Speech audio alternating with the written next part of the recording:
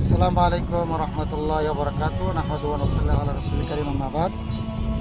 দেশে কিংবা বিদেশে যারা রয়েছেন আপনারা দেখতে পাচ্ছেন আমরা এই মুহূর্তে দাঁড়িয়ে রয়েছি আলোচিত এবং সবার কাছে পরিচিত বাংলাদেশের বিখ্যাত ডিস্ট্রিক্ট কিশোরগঞ্জ ডিস্ট্রিক্টের ইসলামীনগর অষ্টগ্রামের 0 পয়েন্ট আমরা আছি। আমাদের বাম দিকে রয়েছে মিটামন, পিছনে রয়েছে অষ্টগ্রাম, সামনে রয়েছে আপনাদের সাথে কথা বলবেন আমাদের মার্কাজের সম্মানিত সিনিয়র শিক্ষক।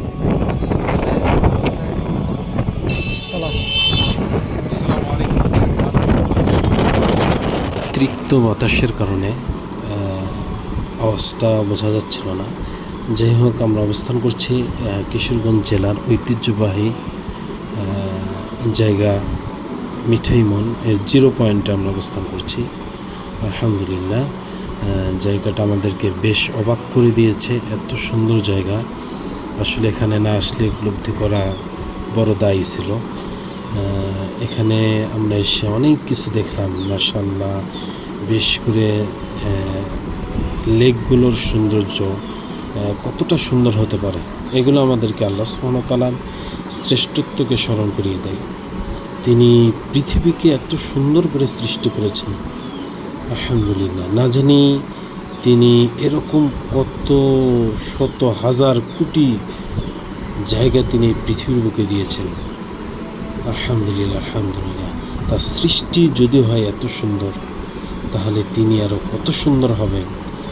এই জন্য জান্নাতের সবচেয়ে বড় যে নিয়ামত, বড় যে মানুষের আশা আকাঙ্ক্ষা পূর্ণ হবে, সেটা হচ্ছে আল্লাহ সুবহানাহু ওয়া তাআলাকে স্বচক্ষে দেখা। চাঁদকে দেখতে যেমন মানুষের কষ্ট হয় না, কিয়ামতের দিন যারা জান্নাতে চলে যাবে তারা আল্লাহ সুবহানাহু ওয়া তাআলাকে দেখবেন, তেমন কোনো কষ্ট হবে না।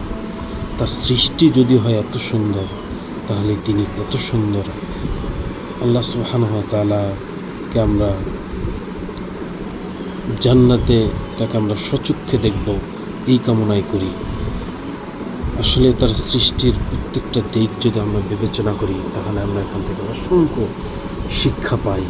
তিনি পৃথিবীকে এতটা সুন্দর, এতটা চমকপ্রদ, এতটা সাজালো গোছানোভাবে তিনি তৈরি করেছেন, যেগুলো পৃথিবীর আনাচে কোনাচে না করলে বোঝা বড় দুষ্কর।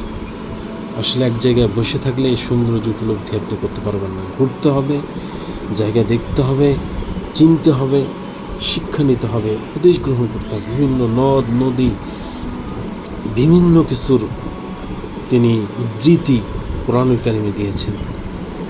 আলহামদুলিল্লাহ, আলহামদুলিল্লাহ, আলহামদুলিল্লাহ। আসলে এগুলোতেই আমাদের জন্য অনেক অনেক শিক্ষা রয়েছে। আল্লাহ সুবহানাহু ওয়া তাআলা আমাদেরকে